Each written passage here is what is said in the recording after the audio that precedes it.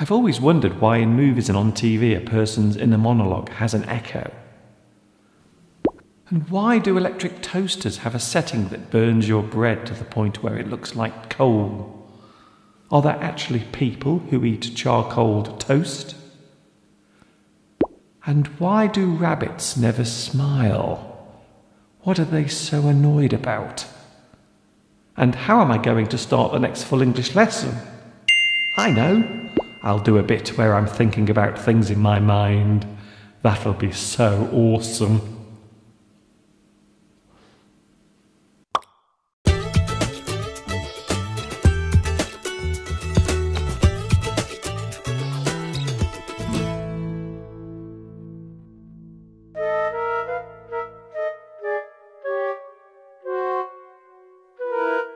Well, hello my lovely loyal World Wide Web viewers, and welcome to another full English lesson.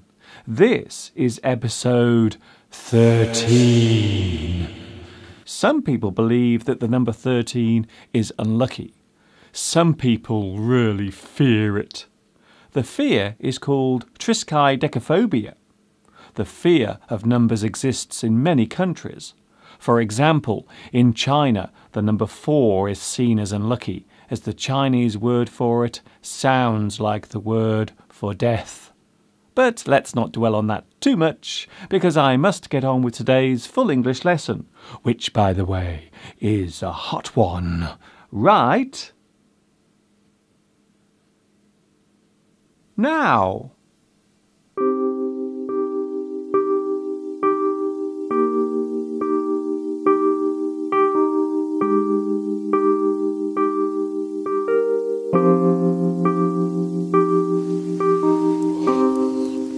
Can you see what sort of day it is here? Today is a hot day. It is a midsummer's day. This seasonal period is when the days are at their longest and quite often their hottest. A hot day can be described in many ways. It's a scorching day. It's scorching hot today. It's a sweltering day. To swelter is to feel uncomfortably hot. It's baking hot today. It's burning hot. This sort of weather makes me feel all sweaty and sticky. If you stay out in the sun too long, you will burn. Your skin will turn red from the sun's ultraviolet radiation. Too much exposure to harsh sunlight will literally burn your skin, which can lead to serious health issues later. Ironically, exposure to UV light is necessary for the production of vitamin D2 in the human body. So, a hot day like this can be described as hot, scorching, sweltering, dry, baking. The extreme heat is overwhelming, oppressive, harsh, and unbearable.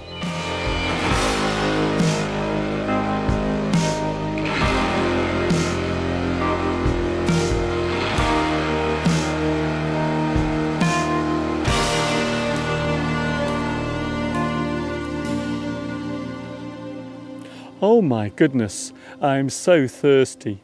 I feel parched. I'm gasping for water.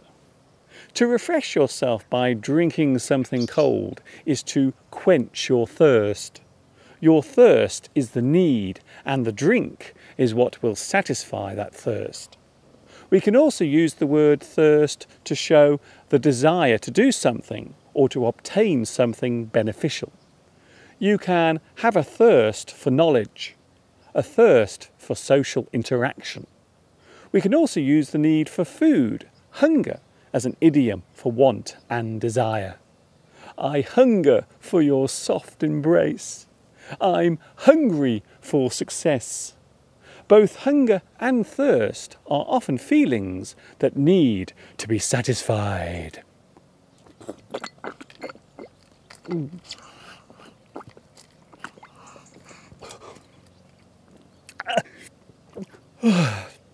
That's better.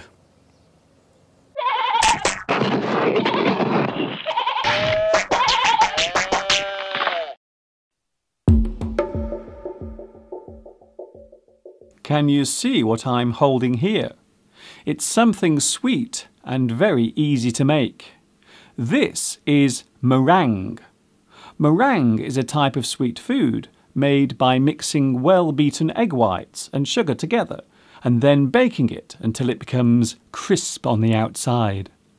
A meringue can be eaten on its own or used as a topping for desserts, especially pies. The centre of meringue tends to be soft and sticky, just the way I like it. This particular meringue has been coloured with strawberry juice and smothered in white chocolate, which means that I'm now in confectionery heaven. By the way, the word confectionery is another word for sweet things, such as chocolate and candy. They are both types of confectionery.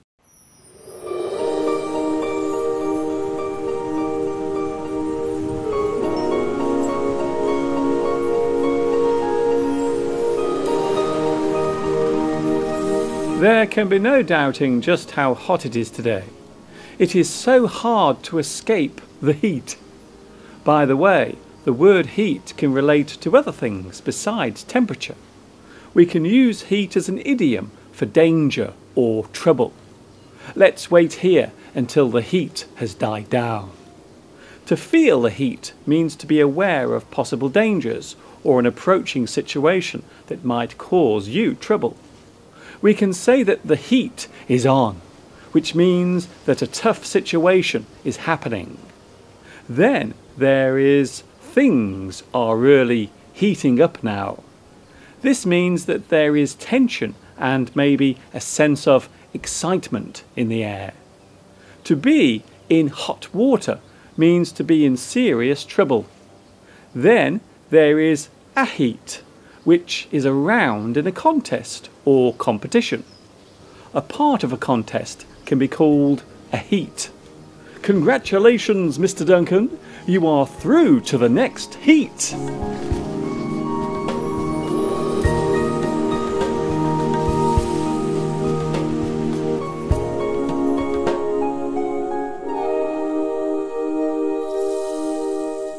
Do you know someone who is obstinate? An obstinate person is someone who refuses to change their mind about something, no matter how much persuasion they are given. The person stubbornly refuses to change their mind. Even when there is very strong evidence or proof offered, that person will still refuse to accept what they are being told. They obstinately reject your point or idea. There is no point in trying to change his mind. He is as obstinate as they come. A stubborn, unmoved, fixed, adamant, immovable, pig-headed, persistent person might be described as being obstinate. When describing a difficult, unwelcome, or hard-to-change situation, we might use the word obstinate. The problems occurred after years of obstinate mismanagement.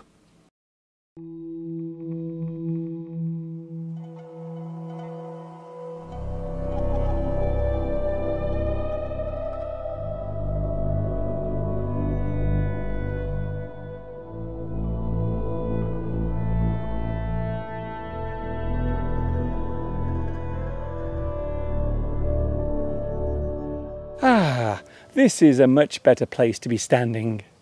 If you want to escape the harsh sunshine, then you will need to find a nice shady place in which to hide from those nasty UV rays.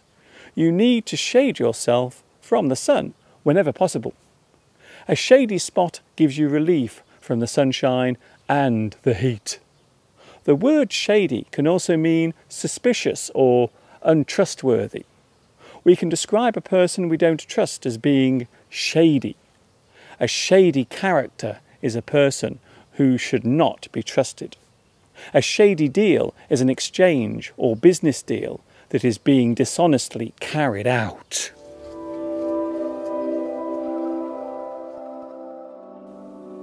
I have received an interesting question from Sharif, who lives in Egypt, and asks, is it acceptable to use capital letters in writing? The use of capital letters all the way through a word or sentence when writing a letter or typing an email or comment would appear to be commonplace, though generally speaking, the use of capital letters is not acceptable in formal writing. However, informally, we might use capital letters as a way of emphasizing stress in a sentence. When you want to show anger or rage in writing, it is very tempting to put some or all of the words in capital letters.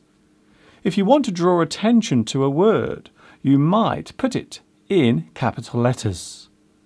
This might be acceptable if done in general correspondence, like an email or a forum comment, but even then you might find it frowned upon by many. Of course, capital letters are still used at the beginning of names, brands, and sentences, but to use capital letters all the way through a word might be off-putting and leave the reader with a negative feeling about the person who composed it. If you really want to add stress or emotion to a sentence, then why not use an exclamation mark instead?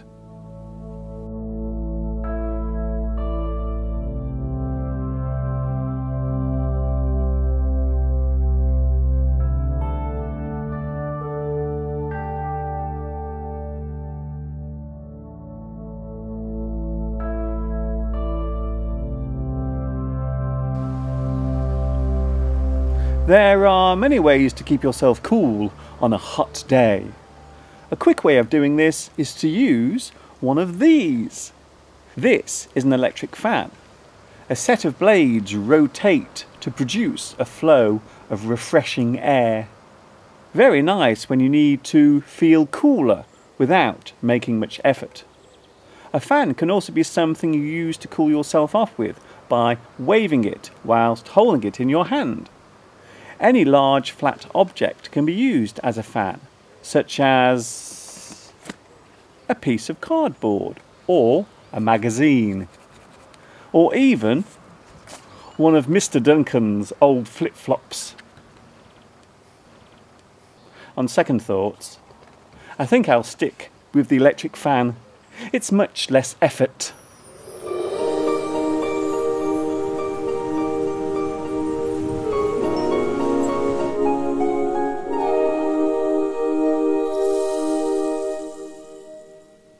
It's time to take a peek at another buzzword. A buzzword is a word or phrase that is popular during a certain period or is used frequently. Today's buzzword is radical. The word radical as an adjective means something relating to or affecting the fundamental nature of something. To change something from its original form to something more extreme or profound might be described as being radical. Forming an inherent and fundamental part or nature of someone or something. Some radical differences exist between those who follow the news and those who don't. A medical procedure that will be completely curative is radical. Something characterized as being a departure from the traditional. It may, in some instances, prove to be innovative or progressive. A radical approach. A radical alternative. A complete social or political reform supporting an extreme idea or concept might be described as radical. As American slang, it is sometimes used to express very good or excellent, although this use is now seen by many as out of date and old-fashioned. As a noun, the word radical is a person who advocates others to push for a complete change or move away from the current methods of thinking. Radicalism is the noun that names the act of being radical. To convey radical ideas to others is radicalisation. To radicalise someone is to persuade them to follow a way of thinking that to others might seem unacceptable or extreme. Then there is radicalisation, which is the noun that names the action of radicalising someone.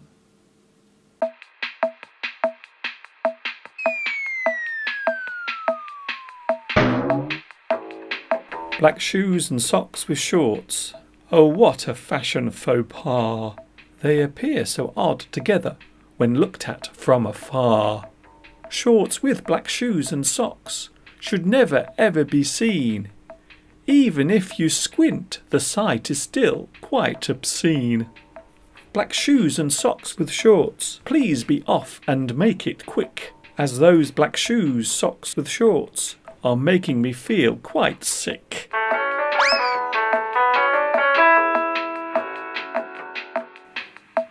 Do you ever brush something under the carpet?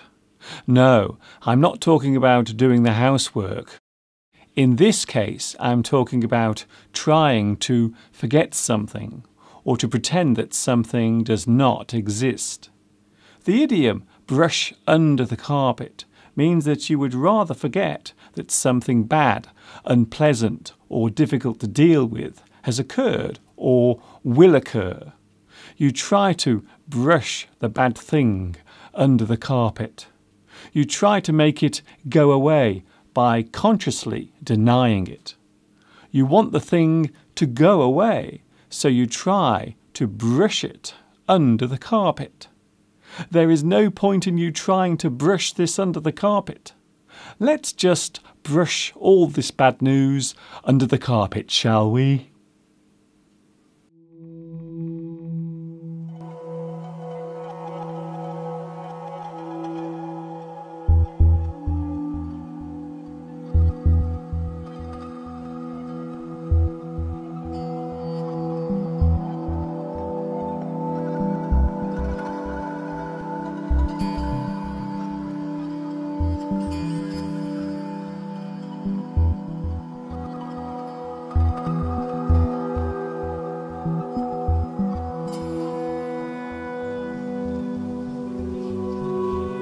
Sadly, that is all I have time for today.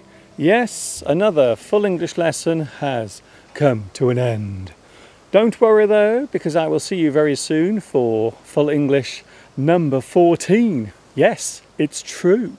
This is Mr. Duncan in a hot and sweltering England, which just happens to be the birthplace of the English language, saying to you, thanks a lot for watching me, teaching you. And of course, until next time, ta-ta for now.